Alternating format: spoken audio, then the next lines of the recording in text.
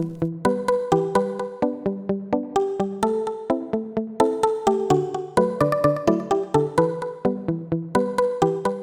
everybody. Donna here. Welcome to ITSM Academy and welcome to our monthly webinar.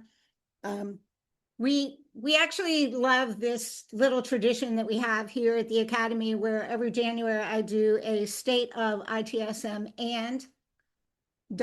presentation. And I very often talk about the relationship between ITSM and Agile and DevOps and Lean and SRE.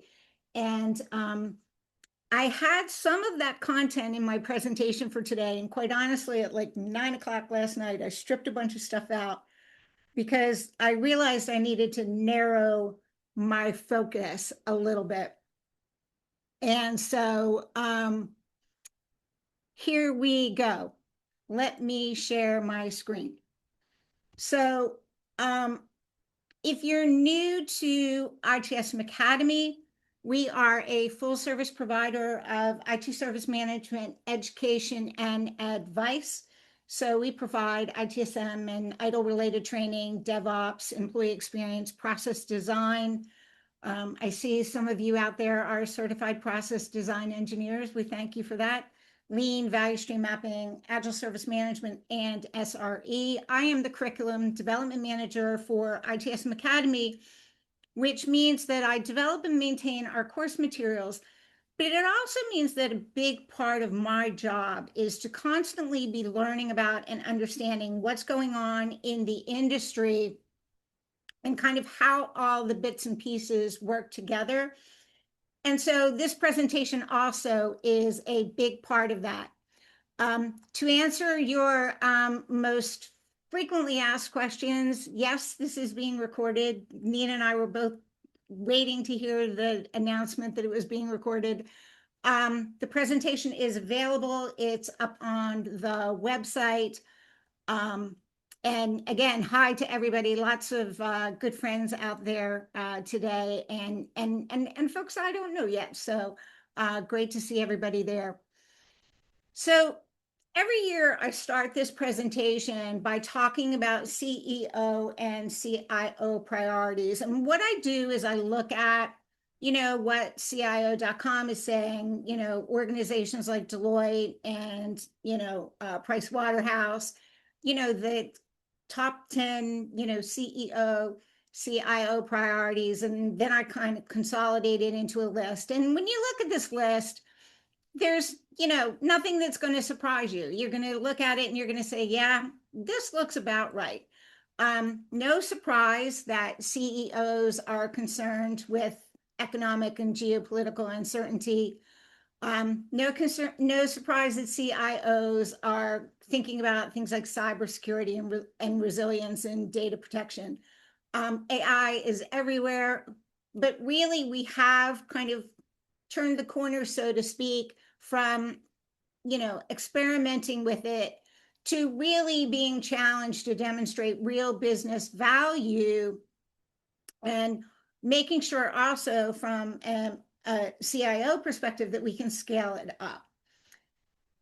CEOs are focused on organizational resilience. How do we withstand that uncertainty? How do we bounce back if we get kicked down as a result of, some type of an economic downturn? And also strategic foresight. And CIOs want to make sure that all the technological decisions they're making are aligned always with that strategy. The skills gap, the talent gaps, how do we facilitate workforce transformation are ever present on everybody's mind. There's so much change going on in our world today. We all are in a position where we have to be learning and thinking and exploring and experimenting. That's a real challenge, and it's becoming a real constraint for some organizations. And for CIOs, they're really looking at their business models and how to innovate in ways that will drive growth and profitability. So we're kind of way beyond thinking that we can improve our existing products and services, or maybe cut costs in order to, improve our margins. We have to be thinking about new ways of generating revenue. So we're seeing organizations looking at subscriptions and platforms, right? And different models for generating revenue. And on the CIO side of things, we have to be thinking about the operating model that we're working within. Again, if you think about all the change that has occurred in the past, 10, 15 years with Agile and DevOps and value stream management, right? There have been a lot of movements that have come into the IT space over the last 15 years.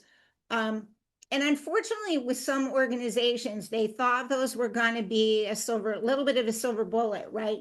But the reality is that you've got to look at the system, right? The foundational operating model in order for those different frameworks and ways of working to be effective in your organization. So I want to focus for a minute on that concept of operating models. And operating models come in a lot of different forms. You can see on the left here, project-centric, platform-centric, service-centric, product-centric, right? Value stream aligned. See all of the above, like hybrid type model. And the operating model for your organization will depend on the nature of the business that you are in. So if you work for a large enterprise, you may have different operating models depending on the business you're in. Some enterprises offer platforms, right? So they would have a more platform-centric model. Some are more service-centric. If you're a managed service provider, it's more likely that you're going to be have a service-centric operating model. If you're, I don't know, a retail company, or a manufacturing company, it's more likely you're going to have a value stream aligned operating model. But according to Deloitte, large enterprises are increasingly redesigning their operating models around products, platforms, and value streams rather than projects to bring the business and IT closer together. So if you've been hearing within your organization about, or you've already undergone a reorganization to product-oriented teams or value stream aligned teams, right? That's an indication, right? That there's starting to be a shift in your operating model. Product-centric thinking is spreading, but execution is very often shared with platform and service models. And this is particularly true in organizations that have digital products and services, right? There's kind of the need to recognize that they're very, very interdependent and they need to be managed together. So I wanted just quickly to kind of, have this conversation, do a quick little poll. So give me 1 second. There we go. There we go. All right. So very, very quick poll. And just, what are you seeing? What's happening in your organization in terms of what the organizational structure looks like, how teams are formed in your organization? And notice that you can select all that apply, because it's very, very likely, right, that you do have multiple of these team models in your organization. So awesome job, everybody, on responding. We're seeing, and no surprise here that we're seeing, service management teams, especially given our audience, and, functional teams. So traditional kind of silos within the organization. But look, product teams, and it's kind of one of the points that's being made here, is that product teams really is, pretty significant. 66% of you have product teams. So it's slowing down and I'm going to give everybody 3 seconds, going once, going twice. All right.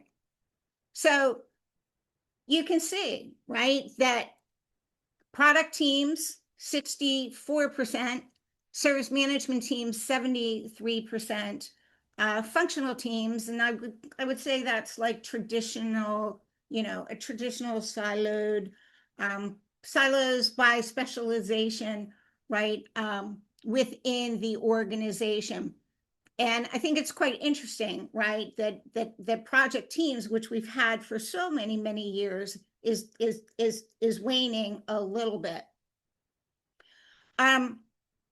So one of the questions that just got asked, and I'm going to try to keep an eye on the Q&A, but honestly, I'm not like always great at it. So Nina's going to back me up. But one of the questions I just saw float through from Christopher, does realignment mean we're moving back to silos?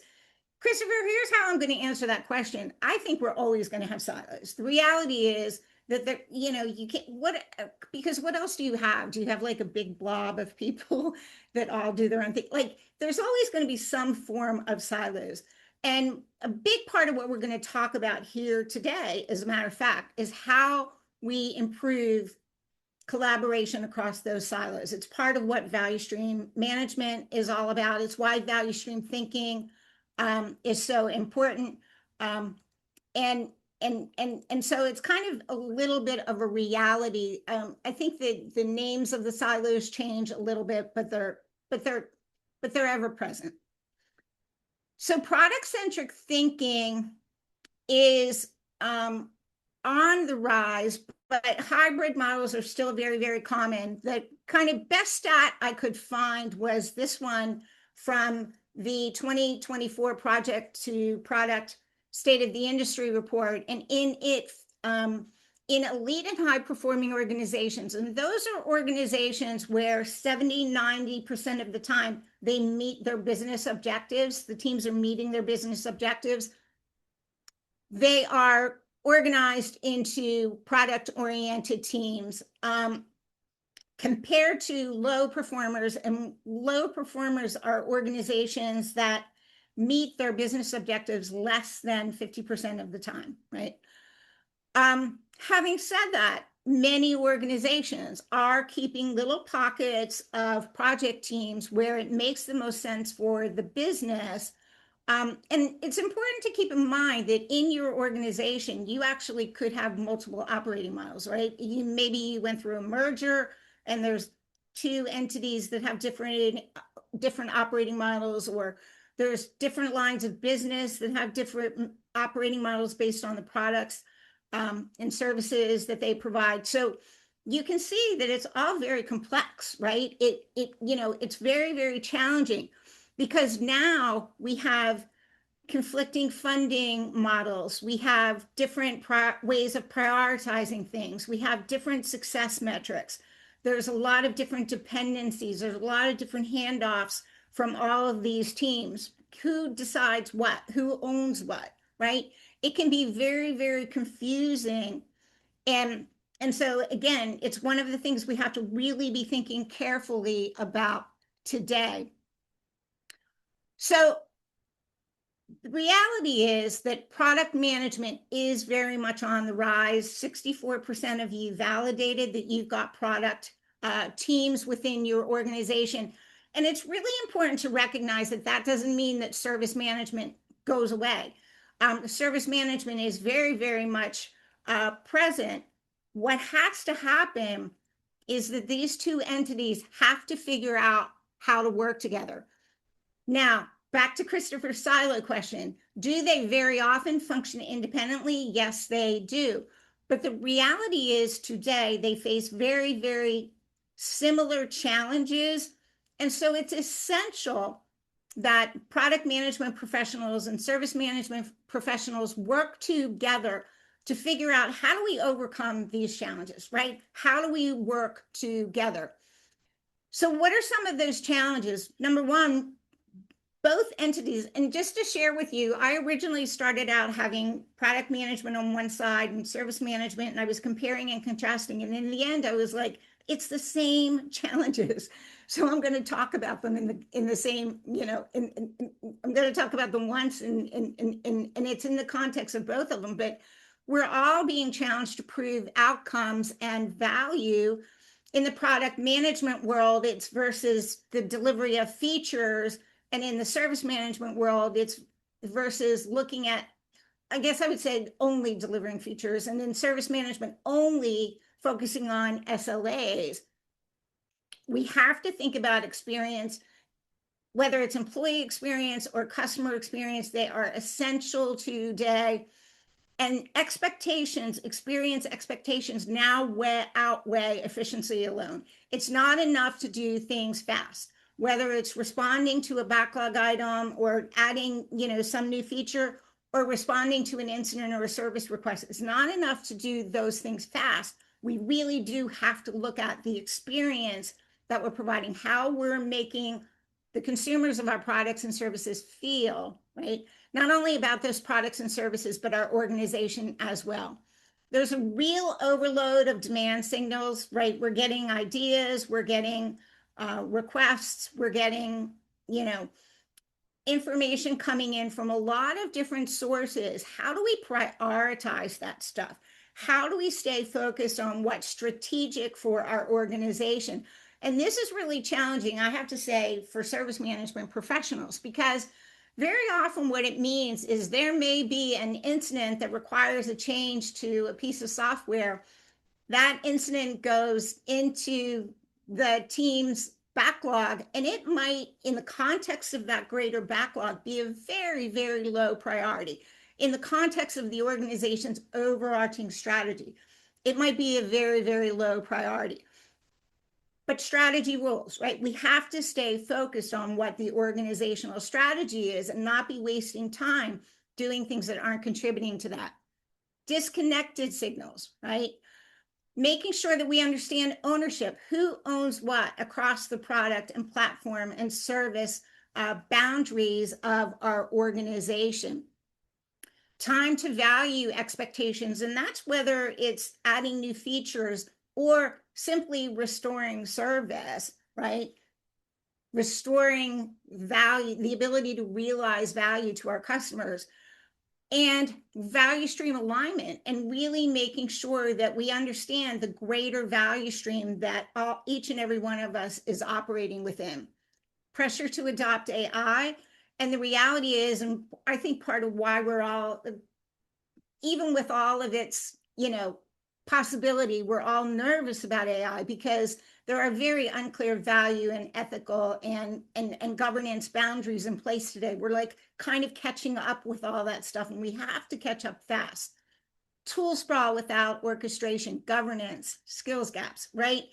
And so again, we can't, product and service management can't independently try to resolve these issues. They have to work together. So how are we going to do this? We have to really think about, again, the operating model that we're working within, and we have to think about how can we cut over silos. I love this quote from Jeff Sutherland. This is from the current annual State of Agile report. And he, little backstory on this quote, he's talking about Agile and expectations relative to Agile in organizations now. And he says people are searching for flexibility, agility, right? The ability to adapt quickly, the ability to change quickly, the ability to reprioritize quickly. But flexibility without accountability, and accountability for outcomes in this context, just creates fragility. Layering new methods on broken systems just creates expensive inefficiency at scale. The real leap forward won't come from one framework or tool. It comes from building operating models that connect strategy to execution. That means shifting from project thinking to product thinking, organizing around value streams that, you know, cut across silos, creating metrics that tie work to business results, and providing governance, putting governance in place that enables delivery versus constraining it. he's talking about agile, but couldn't we talk about service management? And those of you out there who are maybe product management professionals, couldn't we be talking about product management, right? It's a challenge we're all facing. So let's kind of understand that there is no silver bullet out there waiting for us. There's no one thing that's going to cut through all this complexity and let us solve our problems. But again, having said that, what are we going to do, right? How are we going to overcome these challenges? So we officially today get to let the cat out of the bag. ITIL version 5 has arrived. So if some of you have probably heard about this under NDA, we've been talking about it for a little over a month now. Some of you may have seen rumblings on LinkedIn about it. And for some of you, you may go, oh, okay, I wasn't aware. And that's, all of the above are okay. ITIL 5 has been introduced, and today is the official PeopleCert launch of ITIL 5. I'm so happy because I finally get to talk to people about it. I don't have to, kind of think about who's under NDA and who's not. So what I want to do is talk about ITIL 5 a little bit and what it means and how it actually can help with us to solve our problems. So ITIL version 5 represents an evolution, not a revolution. So back to JJ's quote saying, this can't be solved with a new framework. This isn't a new framework. It's an evolution of an existing framework that many, many of you are already using. And what has happened here is that the scope of ITIL has been broadened to include digital product and service management. And actually, if you look at the little definition at the top of my screen, you can see that definition, digital and product service management, is a set of specialized organizational capabilities for enabling value for customers in the form of digital products and services. Is very similar, almost word for word, the definition of service management in ITIL 4. But again, the scope now in ITIL has been expanded. And I see some of you talking about, is it a version number or is it ITIL 5.0? It is in fact a version number, but absolutely, it coincidentally coincides quite nicely with Industry 5.0. So it provides best practices for service management, IT service management. Again, those aren't going away in the modern world, but it does also expand the audience to include enterprise service management, product management, and experience. And the experience part about it is a part of it that we're very, very excited about. It reflects the AI-driven world. So you're going to see a lot of AI throughout ITIL 5. The idea is that everything in ITIL can be enabled by AI, and ITIL can enable AI and AI governance. It is absolutely backward compatible, and I'll talk a little bit about that, as I'm introducing the certification scheme. Don't be distracted by that yet. I'll get to it. But it's really designed to, help organizations to move more quickly, right? And to deliver measurable value within their organizations. One of the things that I think will make the ITIL version 3 folks happy is that ITIL 5 reintroduces the life cycle, and it's a little bit more of a modern look at the life cycle. The ITIL version 3 life cycle had some flaws. There were some gaps in it, one being development, for example, and how things got built. And it also was perceived as very, very linear and inflexible. Some organizations actually created an organizational structure around that life cycle It left the impression that certain processes only happened within certain life cycle activities.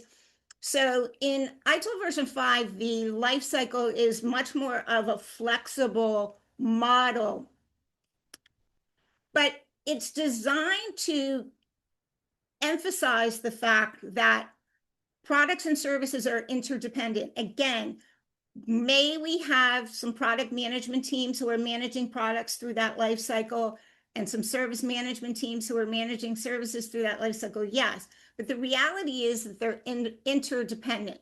So now by having this shared model, we can introduce this common understanding of what are the activities that are involved in building and delivering products and services, how they get designed, right? How we can continually improve them so that we can have fewer gaps, right? So that we can really start to use the life cycle to overcome some of that siloed thinking. Again, we now have this very, very shared understanding of what the life cycle looks like. So I'll talk a little bit more about the life cycle. The life cycle is that diamond shape that you see, and I'll talk through the different activities shortly. But those life cycle activities are also represented as stepping stones or building blocks in the value chain. One of the things you're going to notice is that the word service has been dropped from the value chain and the service value system. So those of you who are familiar with those concepts, from ITIL 4, we now have the ITIL value system and the ITIL value chain. The service has been dropped because, again, it's now kind of shared. And you can see that down towards the bottom, the ITIL value system, the components are the same: guiding principles, governance, value chain, practices, continual improvement, right? So the overall structure of the value system hasn't changed. What's changed is the value chain. So you see those life cycle activities being pulled down as stepping stones or building blocks into the value chain. And going back to the idea of operating models, the value chain activities that are dominant in your organization will depend on the nature of your business. So if you're a managed service provider, you may only focus on delivering and supporting services.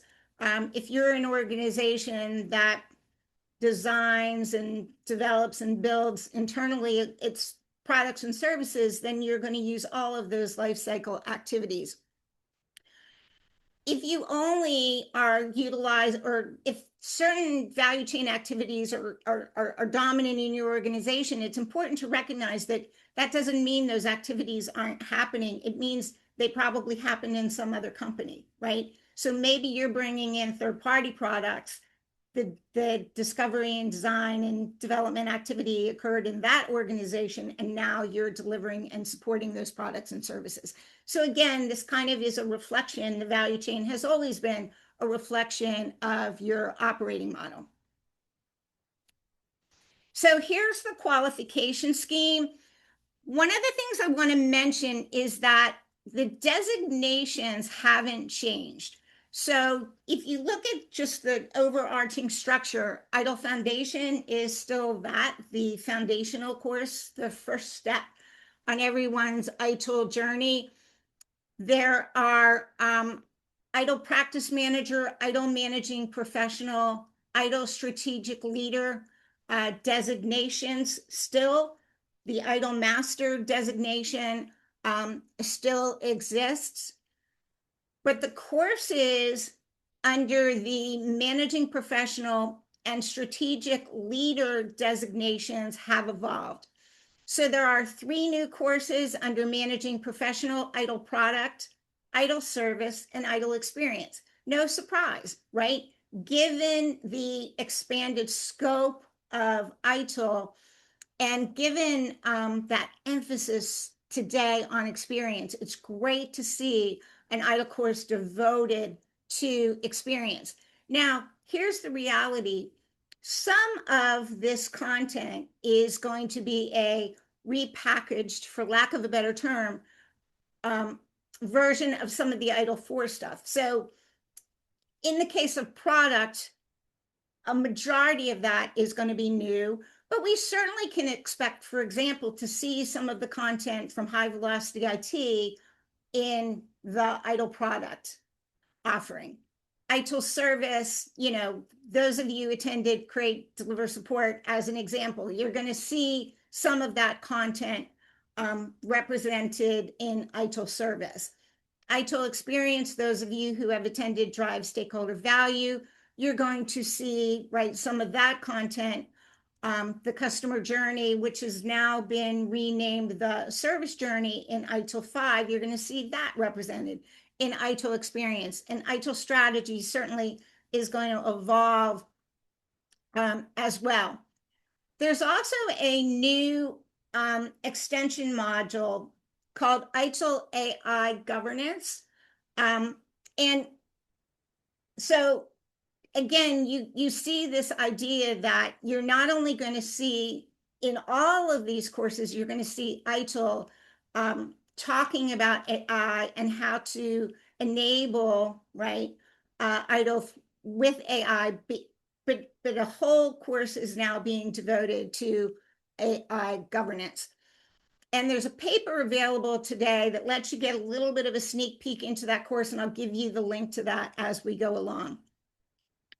So what I've shown you here are the dates that represent the exam live dates for these courses, the official launch dates for these courses.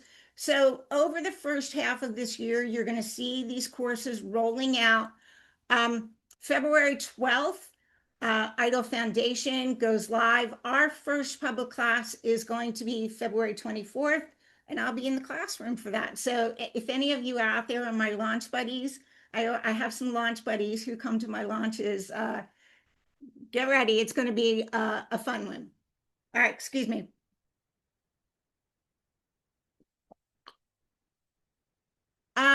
I also have shown you kind of the durations of these classes. Foundation will continue to be, is scoped as a 2-day class.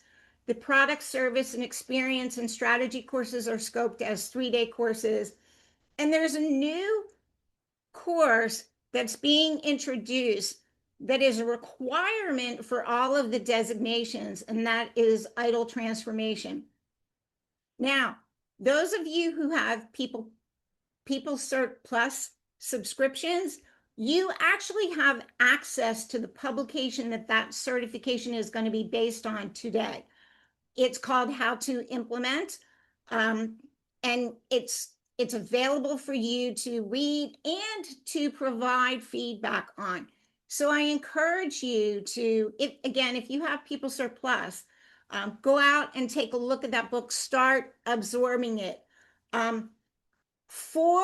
If you hold an existing ITIL 4 designation, the aim is that to achieve the ITIL 5 version of that designation, you'll have to take 1 class and 1 exam. For some of you, that will translate into, if you're a practice manager, for example, that will translate into taking what will be called going forward ITIL transformation. Again, it will be based on the book that is today called How to Implement. That is going to evolve into ITIL transformation. Yes, Leslie, I would be happy to clarify which will be open book, because there's been some confusion around this, and I actually asked just last week for clarification. ITIL Foundation will continue to be a closed book exam. The practice, and that's not reflected on my slide, and I apologize for that.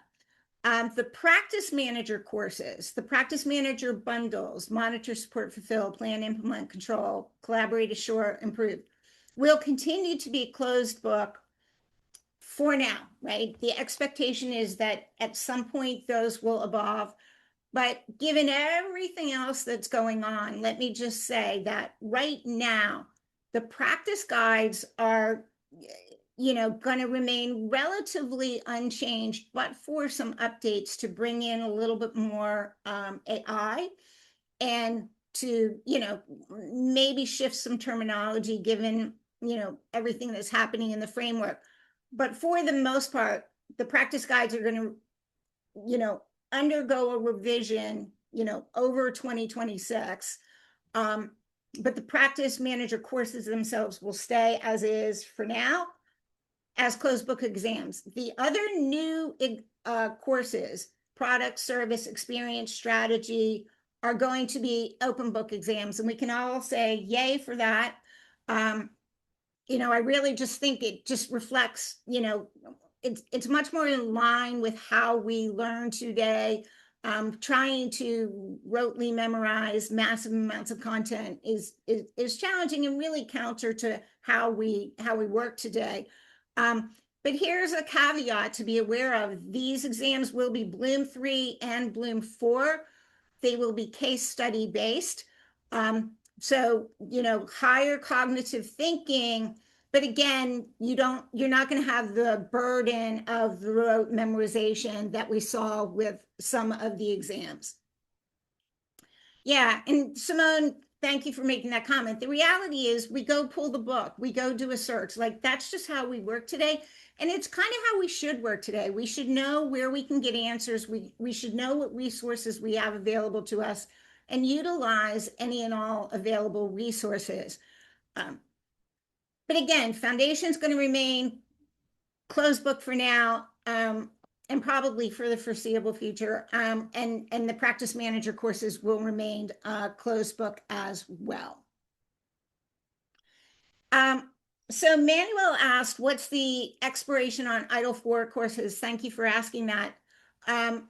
There is no date assigned to that. And PeopleCert has been very, very clear that they're not going to obsolete ITIL 4 as quickly as they did ITIL version 3.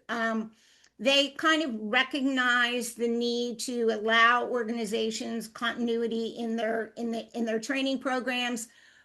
They certainly recognize that some of you are on the ITIL master path, and you may want to, continue on that ITIL master path.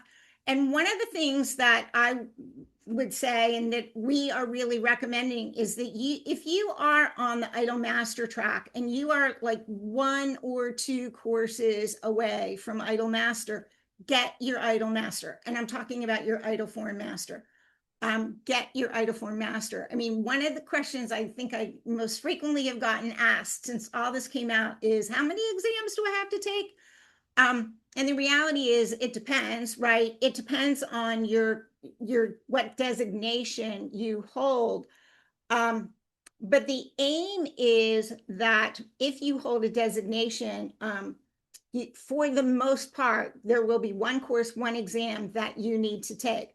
But again, if you're close to ITIL master, right, we would strongly encourage you to take that across the finish line in ITIL version 4, and then you'll have 1 transition class to take. So yes, there will be a managing professional transition course. This course you will be eligible for this course if you are an ITIL v3 expert, if you are an ITIL 4 managing professional, if you are an ITIL master. And I apologize, my slide should explicitly say there, ITIL 4 master. If you were not an ITIL 4 master, right? There was an ITIL master program prior to ITIL 4. Unfortunately, you're not eligible for this at this time. Y'all have met PeopleCert before. This could change, but it's my understanding, right? So what's the managing professional course going to look like? And this is slated for the May timeframe. It's going to be a 5-day course. And what the course is going to essentially cover is what's changed both at the foundation level and within the 3 managing professional courses, product, service, and experience, And it's also going to include ITIL transformation. So you can see here, day 1, you're going to learn about what's new in foundation. Day 2, you're going to learn about product. Day 3, service. Day 4, experience. Day 5, transformation. So 1 5-day class, 1 exam. It is an open book exam, Bloom 3, Bloom 4, right? So if you hold one of those existing designations, the Managing Professional Transition course what will get you to ITIL 5 for those designations. If you are a practice manager today, if you hold the ITIL practice manager designation, you will have to take transformation, and the words transition and transformation are going to trip us all up. We kind of in our minds think transition, think bridge, right? Transformation is the how to implement, right? If you're an ITIL practice manager, you'll have to take transformation. Or if you're an ITIL strategic leader today, and again, but you don't hold any other designations, you will have to take transformation, right? So again, for those of you who hold existing designations, there's a real effort being made, right, to kind of make it easy for you to level up to that ITIL 5 designation. So I want to talk a little bit about what stays the same and what's new and what has changed. And a lot has stayed the same. You can see that the brand itself, the concept of value co-creation, the 4 dimensions, the guiding principles. I already talked about the fact that the components of what we knew as the service value system haven't changed, but we've dropped that service from the front. The continual improvement model, the ITIL practices, and I talked about the fact that you're going to see some updates in 2026, but there's no new practices, right? The same 34 practices are represented. And I've already talked about the qualification scheme designations, right? The overarching framework for the qualification scheme hasn't changed. What's expanded is the scope, or what's changed is the scope. The product and service life cycle has been introduced, the value chain, which now represents those life cycle activities, very much an enhanced focus on product management and service management, or excuse me, product management and experience, AI content throughout. And I've talked about these new managing professional and strategic leader certifications. So remember, it's an evolution. It's not a new framework. We're not reinventing the wheel here. We're just addressing some gaps that have existed.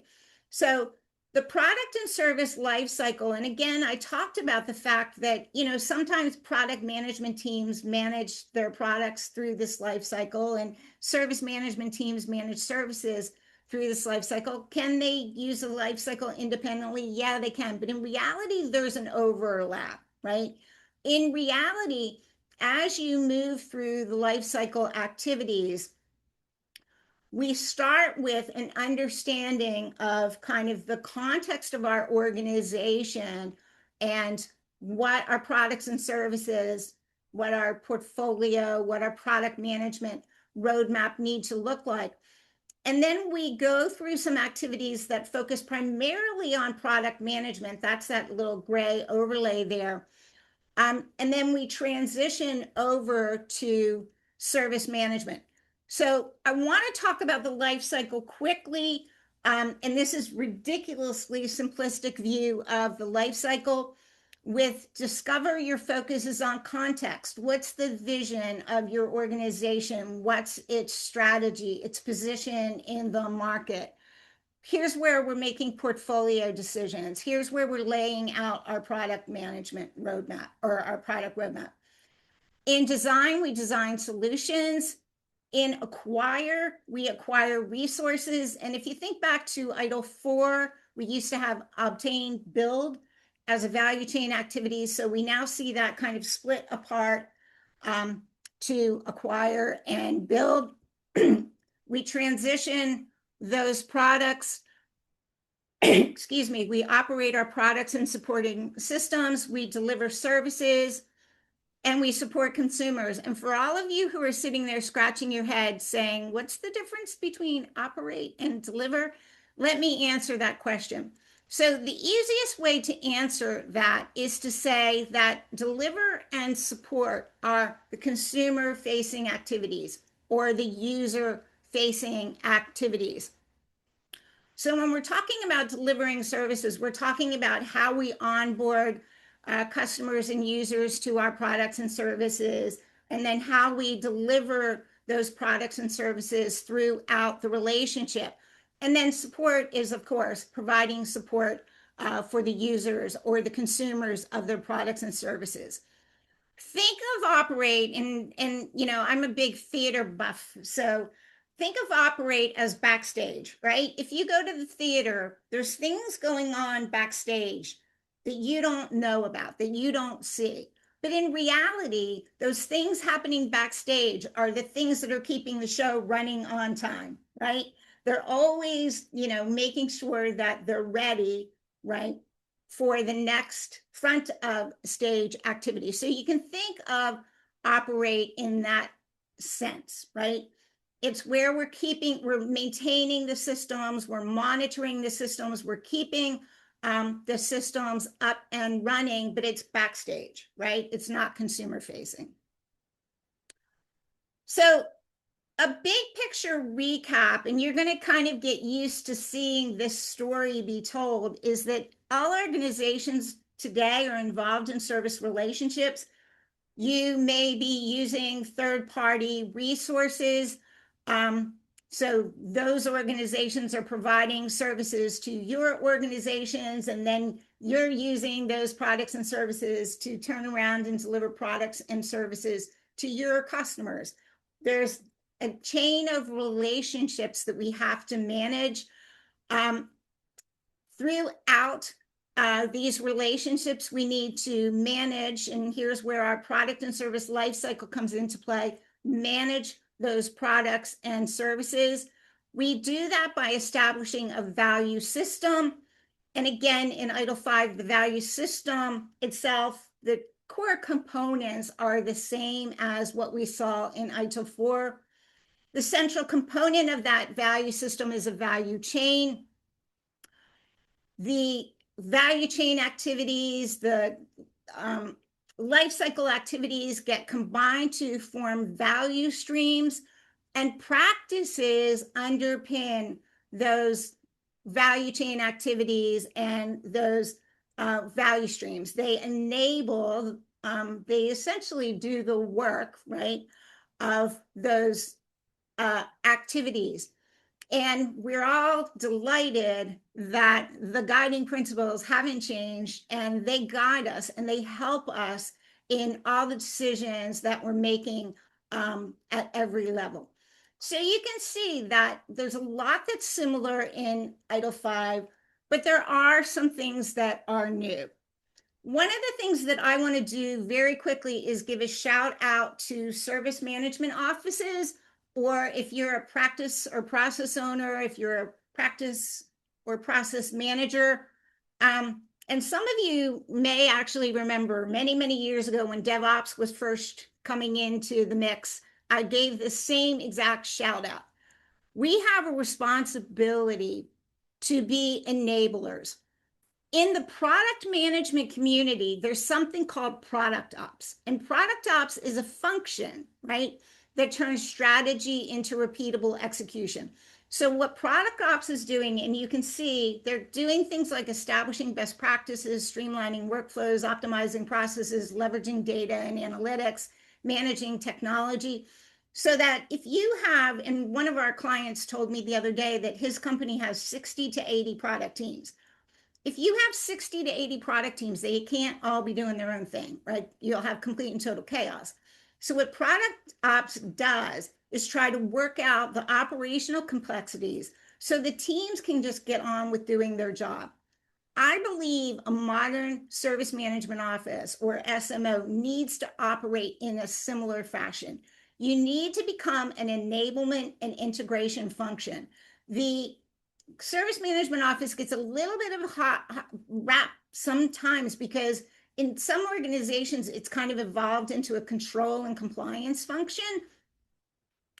Think enablement and integration, right? So really take some time and gain an understanding about product management and how those product management teams work, what the friction points are between product management and service management. Really think about things like reliability, experience, compliance, and the service signals that we need to be sending back and forth to each other. And you can see some examples of service signals on the right-hand side.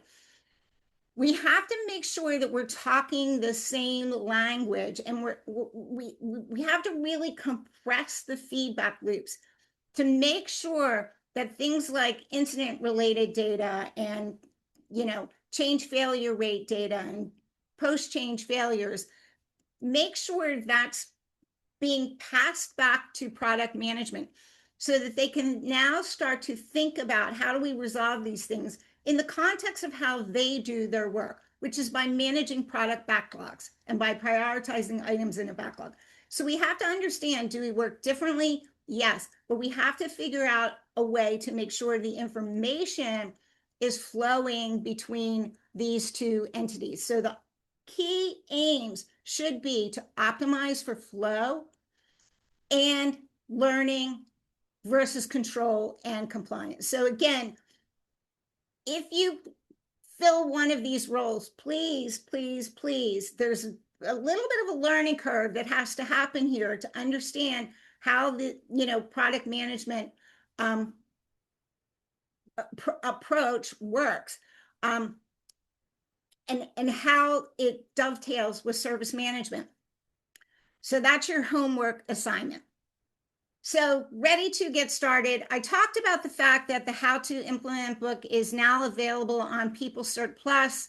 The AI governance paper is available on ITIL.com. If you're not familiar with ITIL.com, you can go out and get that. And I think Nina's going to pop that link in the web, in the chat log for all of you. So the last thing I really want to say, and then I'm going to try to go back and figure out what questions I didn't answer, is we've got this. A lot of you, and I love the fact that many of you have been with ITSM Academy on this journey, but the very, very first training class that was ever delivered by ITSM Academy was ITIL version 2 back in 2004. We were the first US accredited ITIL provider to make the transition to ITIL version 3. In 2011, we transitioned to ITIL 2011. In 2019, we were a very early adopter of the ITIL 4 classes. And we very much intend, just by virtue of the fact that our first public class is February 24th, we intend to play that role as we move to ITIL 5 along the way. Oh, by the way, keep in mind, for those of you who don't know, the DevOps Institute, which was acquired by PeopleCert, started at ITSM Academy. So along the way, we have also been on the forefront of introducing things like CPDE, Certified Process Design Engineer. We introduced DevOps Foundation. I personally was the lead author on the DevOps Foundation class that continues to be delivered today. Things like site reliability, AI ops. We've been on the kind of leading edge of introducing those DevOps Institute courses as well. So again, we got this. We're super excited about it, and we're looking forward to seeing you in an upcoming ITIL 4 class. So again, Foundation, February 24th through the 27th. I'll be on the hot seat, I'll say. Launches, if you've never been to a product launch, are like always super exciting. For me, it's always like feel the fear and do it anyway. So I'm excited. I love Keith Sutherland just said, I see my whole life on this slide. Yeah, right, Keith? A lot of you, I think a lot of you out there can be saying that same thing. So Nina, did you queue up any specific questions for me? And I'm going to kind of go back and look as well, but What do you got for me, Nina? Hey, yeah, Donna. We got a lot of great comments. It looks like in the very beginning, Manuel had asked about facilitating workforce transformation. Would this align with an ERP focus? Their Office of IT in the VA is pushing this ERP concept this fiscal year. And I wasn't sure if you had spoken to that. Well, no, I didn't. And assuming ERP, enterprise resource planning, I think that's what it Yes, means. I would say yes, right? yes. That I would say absolutely it's in line with a concept like that. What resources do you need? What skills and competencies do you need people to have, given your operating model, given your strategy, right? Comes into play. Yeah. Yes, and also they were asking, we had a few questions asking about the expiration on ITIL 4 courses and the certs. No expiration. Okay, great. Someday there will be, but as of now, no expiration date. And the People Cert has been very, very clear, right? That it for a minimum of 1 year, we don't even have to talk about this, right? So they'll continue to be available. Great, great. Yeah. A lot of comments just saying the very informative, great presentation. Thank you. Yes, as always, Donna does an amazing job. I'm apologizing now if I mispronounce your name. Yuri, perhaps, had asked how to implement this in our ITIL self-assessment framework. They just finished the company baseline. Yeah. So, I mean, I think what I would say is, again, if you did a maturity assessment, right, and the maturity assessment looks at your service value system, remember that the service value system, the components of the service value system are the same, right? They haven't changed. um, the value chain activities, yes, have changed. And so you might want to take a tiny step back and revisit, to understand the life cycle in the context of the value chain. But generally speaking, the overarching value system hasn't changed. And again, the practices haven't evolved with ITIL 5. I mean, the practice guides as they stand today, but for some, from what I understand, relatively minor updates to incorporate AI, especially the information and technology dimension. Um, so I think, I think I think you can feel comfortable, right? That your assessment results are a good starting point for you to undergo improvements. And as always, think of ITIL as a toolkit, right? You always want to be anyway, right? As you're making improvements, you want to be looking at the practice guides. You want to be looking at um, the guidance. And so you now have the opportunity as you go about to make improvements to look and see, like, okay, is there something in ITIL 5 that might change our thinking in terms of how we approach this improvement? Or are we, is our next logical step already reflected in ITIL 4, right? And that's going to depend on where you fell on that capability assessment scale, right? Um, and what you assessed, right? Did you assess your practices? Did you assess your value system? Hopefully that makes sense. Okay, great. Thank you, Donna. Hopefully that answered Yuri's question. So we're at time. For those of you who We need are. to drop, we're going to keep the recording going. So we'll continue to answer questions. And if you need to come back and listen to the recording, it'll be there for you. Go ahead, Nina. Well, I'm going to jump in and say what I Thank heard you. in the partner meetup this morning about the bridge class is they are going to do a foundation bridge. It is not going to be required, and more details are coming out next week. Okay. I didn't even mention that because it was so, Yeah. we had not heard any details about it yet. So good to hear. Wait for new news coming soon. And I would say we already are prepared to provide, a presentation, for your organization. What's new in ITIL 5, it would be maybe a little lunch and learn type presentation for anybody who wants that. But for anybody who needs, you truly need an ITIL 5 certification. So maybe you're on a contract that explicitly calls out that you have to have ITIL 5 foundation, or your job requirement maybe explicitly says ITIL 5, the bridge class will, that's partly what that bridge class Exactly. is about. So Jan, hopefully that answers your question, that we're going to have more information. And let me see, are there any other, sorry, I'm late to the game. I'm looking at too, some of you have said, is it 5 or version 5? So what you're seeing here is how PeopleCert is explicitly expressing it. ITIL paren version 5, close paren.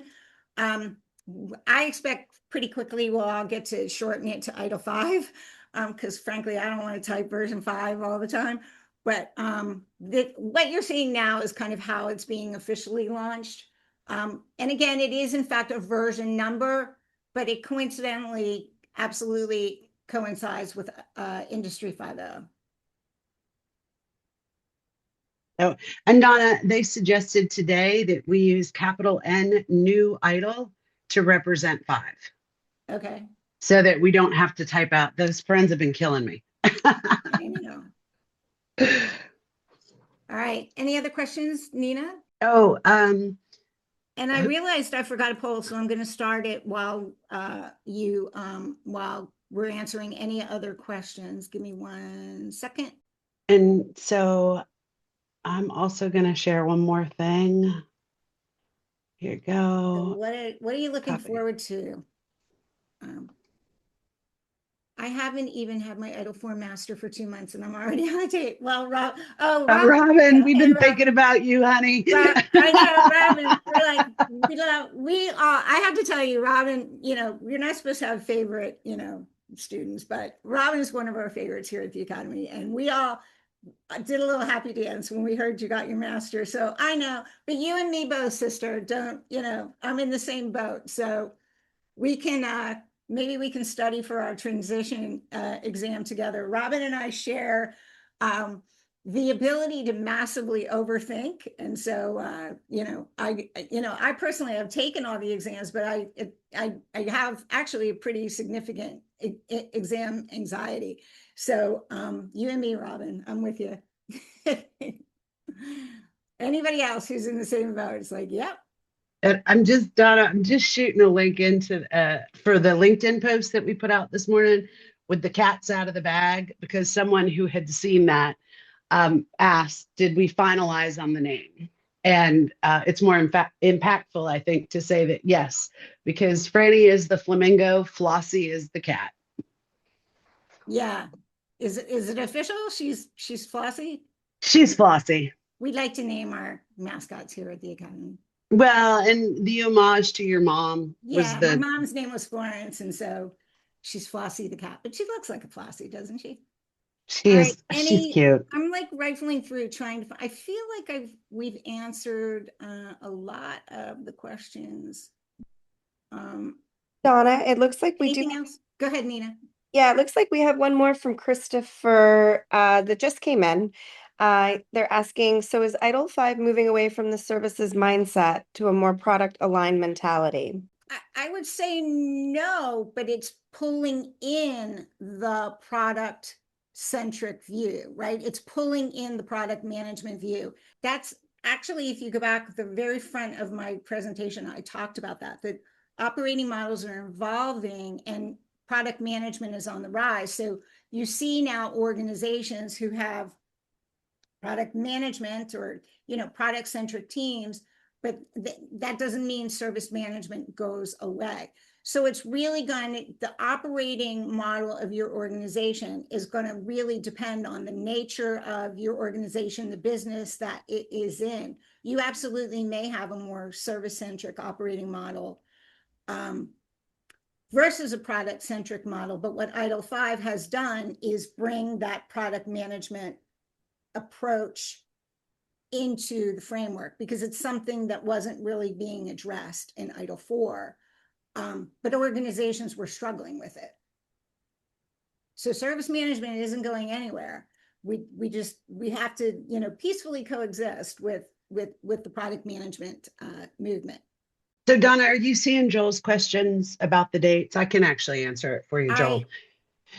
I So did not see- the transition course. So product service experience, are the exams go live March 12th. That does not mean that we are going to have all three of those courses ready for March 12th, which is, Donna, did you get to do the polling question about which title sounds the most interesting at this moment? I did. I just shared it out.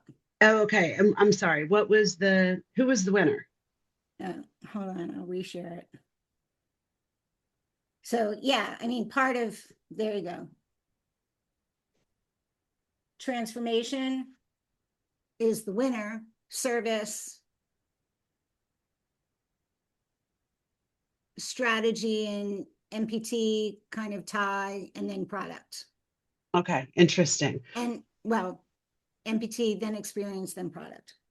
So the strategy course and the transformation course, those exams go live April 9. So March 12th for the first bucket, then April 9 for the second bucket. And then to answer your question, Joel, MPT and AI Gov they both go live May 14th. Our thinking today, and this could change just since it's after hours now, if you will, and we're kind of friends and family here. We're, onboarding the transformation and the MPT feel like they're going to be the priorities, but, we have a lot to disseminate and, lots of conversations to have with lots of people. And then, a full plan will come forward from there. But as Donna said, the ITIL 5 Foundation is already scheduled, guaranteed to run February 24th through 27. And in addition to the official bridging course, we are going to be putting together some learning opportunities, whether it's, just a really full kind of webinar format, or if we do something a little more half-day workshopping. All those things are on the table. And listen, Donna and I are talking so much our ears hurt, or our mouths hurt, whatever. I want to answer Bob's question. Bob, thanks for asking Please. that question. And I can't believe these words did not come out of my mouth up until this point. ITIL version 4 Foundation is a valid prerequisite for any ITIL 5 class. So you do not have to take this bridge class they're talking about unless you need it for some reason, or you want it for some reason. But your ITIL version 4 Foundation cert will be a valid prereq for any advanced courses in the ITIL 5 qualification scheme. And I did lay out the transition paths in the introductory deck that I threw the link in a little bit ago, but let me just throw it in one more time for you guys. And then again, David Cannon, who is the senior ITIL product manager for PeopleCert, is presenting our February webinar, and we're going to go deep into ITIL 5 with him. And all right, Nina, any other questions? Did we get everybody? Did you see anything else? I have one question, Donna. Yeah. Did you say it? Can I hashtag it? Actually, it's interesting. I had a whole slide. She's asking, did I say Deming? So yes, I did. But I had a whole slide when I was talking about the operating model. I had a whole slide devoted to the fact that this is really a lot of what Deming was talking about, like going back to the 1940s. He was talking about optimizing the whole, and he was talking about, empowering the workforce, and he was talking about improving based on usage and experience. He didn't use the word experience, but based on usage and feedback versus improving through inspection. So, you know, it is quite fascinating to me how these concepts, is Michael Cardinal out there? I don't know. Michael Cardinal and I were just having this conversation. You know, these concepts just, you know, they're persistent, right? This, you know. So if you ever want to understand the current day, take a look at history, and Deming's a good place to start. So there you go. I said him multiple times with. Any other questions before we drop? We're gonna let you all go. Nina, is there anything else? Did we get everybody? All right, I think we got everybody. If we didn't get your question, please just shoot an email. You can either kind of shoot an email to me personally or info@itsmacademy.com.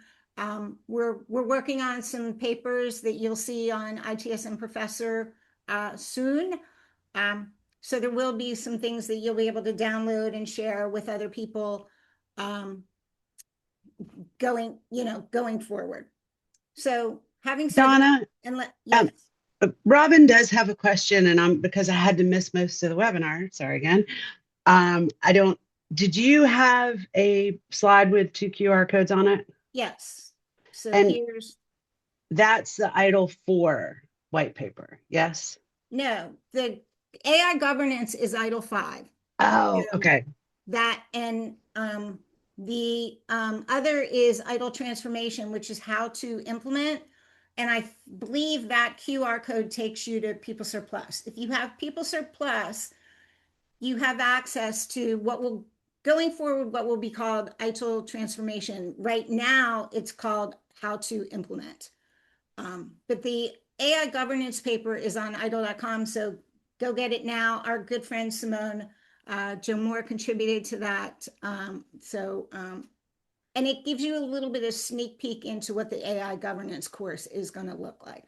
No, but I have to give a shout out. Al Bedgood, it is good to see your name. I'm seeing some hearts. I love that. I feel like it's been a long time. We're excited. We hope you are excited as well. You know, this is a period of time where we're just, for the next foreseeable future, there's going to be more questions than answers, and there's going to be questions that we don't know how to answer, and the answers are going to be changing. But you know, that's evolution, and it's what it looks like, you know, in an agile world. So here we go. Andiamo. All right, thank you all. Thanks so much. We're gonna. Oh wait, we have one more question. Okay. Can you quickly share the pathway again with ITIL 5 up to master? So the qual scheme that you'd drawn all over. For what? For the pathway from how you get from ITIL 5 up to the qualification scheme. Okay. For who? What's the context? It is a question in the Q&A. Just in general? Yep. They, I think, are looking for that slide again. Oh, okay. Here we go. So ITIL Foundation is the foundation.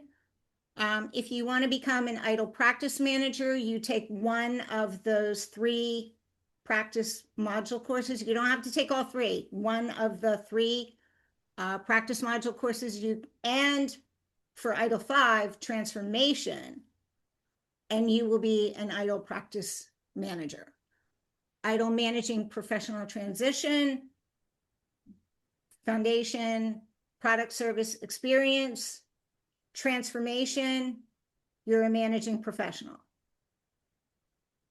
Strategic leader, ITIL foundation, ITIL strategy, ITIL transformation, you're a strategic leader. Right? Achieve all 3 of those designations, you are an ITIL master. You don't have to take another exam for ITIL master. Once you achieve those 3 designations, you are, you're done. You've been declared an ITIL master. Hopefully that answered the question. Yeah, they have said thank you. So it did. All right. Any other questions? Going once, going twice. All right. Thanks, everybody. I'm seeing thank yous. Thank you all. And we look forward to seeing you at a class again soon, whether it be ITIL 4, whether it be ITIL 5, whether it be DevOps, AI Ops, SRE.